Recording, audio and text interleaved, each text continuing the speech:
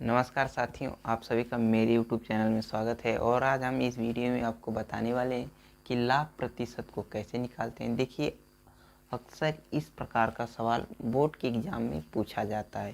तो देखिए, हम इसको कैसे हल करेंगे ये आपको इस वीडियो में सिखाएंगे। तो चलिए वीडियो को स्टार्ट करते हैं।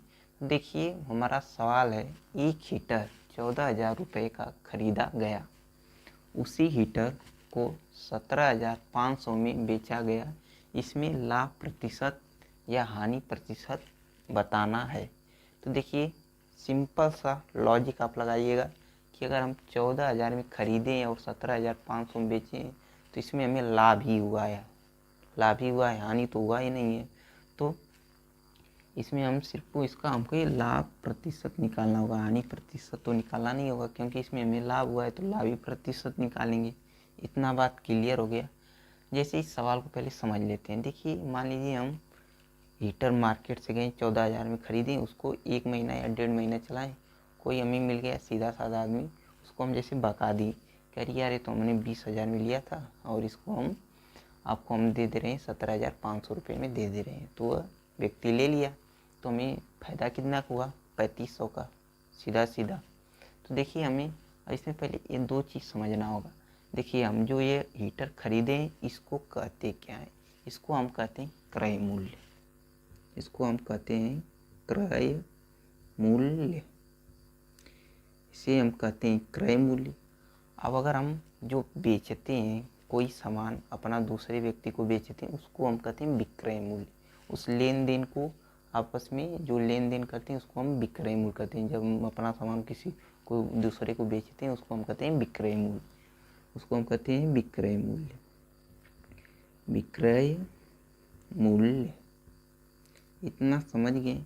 अब देखिए, इसको हम CP से दर्शाते हैं और इसको हम SP से दर्शाते हैं। समझ गए। तो अब देखिए, हमारा क्रय मूल्य क्या है? 14,000। 14,000। विक्रय मूल्य हमारा है 17,500। तो अगर हम विक्रय मूल्य में से क्रय मूल्य को घटा देंगे तो हमारा लाभ निकल कर आ जाएगा, यानी कि हमें इसमें 3500 रुपये का मुनाफा हुआ है, लाभ हुआ है। समझ गए। लेकिन इसमें हमें क्या बताना है? लाभ प्रतिशत को बताना है। तो लाभ प्रतिशत निकालने के लिए इसमें एक फार्मूला लगता है, वो आपको बताते हैं। तो चलिए देखते हैं वो कौन सा फार्मूला है कि जिसके बेस पर यह सवाल हल किया जा सकता है। तो देखिए, यह फार्मूला है परसेंट इक्वल टू, यानी कि परसेंट बराबर लाभ बट्टे में क्रय मूल्य गुणे 100। देखिए, यह फार्मूला जो है वो यूज होगा जब हमें लाभ प्रतिशत को निकालना है तब। अगर हमें हानि प्रतिशत को निकालना है तो उसके लिए दूसरा फार्मूला यूज होता है। चलिए इस फार्मूले के बेस पर इस सवाल को हल करते हैं। तो देखिए, यह फार्मूला मैंने यहाँ पर लिख लिया है। अब इसके नीचे हम इस सवाल को हल करेंगे। देखिए, इस फार्मूले के हिसाब से हमें क्या करना होगा? सबसे पहले हमें लाभ लिखना होगा। तो लाभ हमें कितना हुआ था? 3500 का लाभ हुआ था। तो हम यहाँ पे लिखेंगे 3500, सॉरी यहाँ पर ऐसे परसेंट लगा देंगे इक्वल टू कर। तो यहाँ पर 3500 लिख लेंगे, फिर बटे में लिखेंगे क्रय मूल्य। तो आपको बताए थे ना क्रय मूल्य क्या होता है? जो हम खरीदे रहते हैं उसको क्रय मूल्य कहते हैं। यानी कि हमारी खरीदारी कितनी की हुई है? 14,000 की। तो यहाँ पर हम 14,000 लिखेंगे पूरा।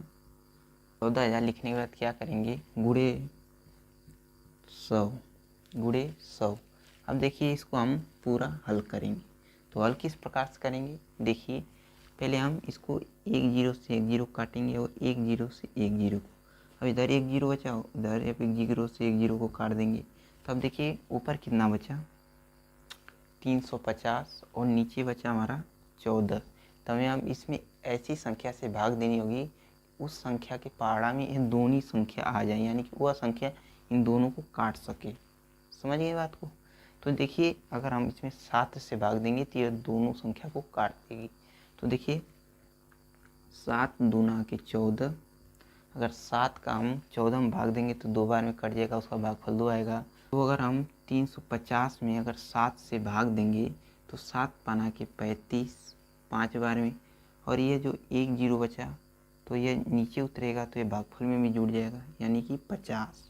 तो हम इसको आप यहाँ पर इस प्रकार से लिख सकते हैं, परसेंट इक्वल टू 50/2। देखिए अगर अभी ये और कटेगा, अभी और छोटा होगा, तो हम इसमें अब क्या करेंगे, 2 से भाग देंगे। तो 2 इन दोनों संख्या को काटेगी तो 2 एक कम 2, और अगर हम 2 से 50 में भाग देंगे तो ये हमारा कट जाएगा 25 बार में। भाग तो आप लोग दे ही लेंगे। तो इस प्रकार से जब हमारा कट जाएगा तो ये हमारा बचेगा कितना, यहाँ पर हमारा बचेगा 25/1। 25/1। हम जो एक का अगर 25 में भाग देंगे तो हमारा आ जाएगा 25 ही, जो इसका इससे कटेगा। यानी कि हमें जो फ़ायदा होगा, लाभ परसेंट निकलेगा, वो हमारा वो 25 होगा। जब हमें लाभ परसेंट पता करेंगे तो हमारा ये हो जाएगा 25% का हमें लाभ होगा। समझ गए। हीटर को बेचने में 14,000 को ख़रीदे थे और 17,500 जब हम उसको बेचें तो उसमें हमें लाभ जो निकला, लाभ परसेंट हमारा 25% निकला। तो इस प्रकार से इस प्रकार के सवाल को हल कर सकते हैं। तो अगर आपको हमारी वीडियो अच्छी लगी हो तो हमारी वीडियो को लाइक करें और हमारे चैनल को सब्सक्राइब करें। धन्यवाद।